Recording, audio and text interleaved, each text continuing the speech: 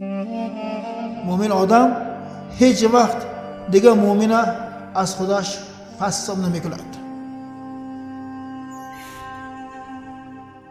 قبیله چی کرده مونم خودش همون قشلاق همی خیل، خودش همون ملت همی خیل، شما چرکنتان، شما فلان قبیله فلان محله همی خیل فراستتان کم گفتگی سخنهای کار مگری.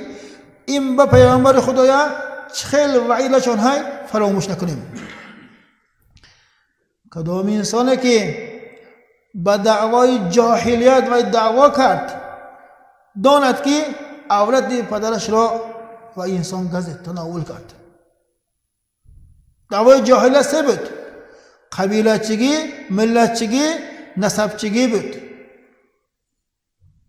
تو بیزاتی، تو فلان ملتی، تو فلان قشلاقی، فلان قشلاق ها این خیل، فلان محله ها این خیل. گفته طبقه جدا کردن اسلام اندر نیچیست.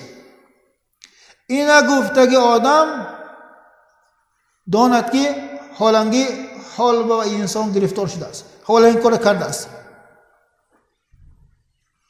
ما تاجکم تو این خیل، این ازبک و این خیل ملت نیست، ملت چی کردن نیست.